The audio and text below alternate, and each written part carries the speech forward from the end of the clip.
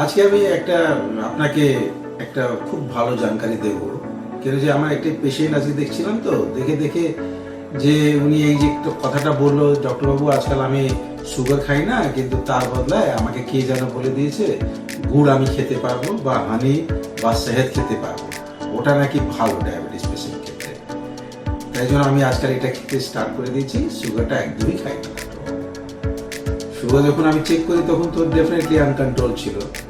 তাহলে আমি ভাবলাম যে না, এটা নিয়েই আজকে কথাবার্তা বলি, যে আপনি সুগার খাবেন না, যে কোনো মিষ্টি জিনিস খাবেন না, আর আপনি গুড় খেতে পারবেন, শহদ খেতে পারবেন, এটা কিন্তু টোটালি ভুল কথা। আপনি হানি খান, শহদ বা গুড় খান বা সুগার খান, তিনটেই একটাই জিনিস। তিনটেই গ্লাইসেমিক ইন্ডেক্সটা অনেক বেশি, আর তিনটেতে ব্লাড সুগার স্পাইকটা অনেক বেড়ে যায়। আর তিনটেই জিনিসটা ডায়াবেটিক পেশেন্টে কিন্তু অ্যাবসলিউটলি অ্যাভয়েড করা উচিত।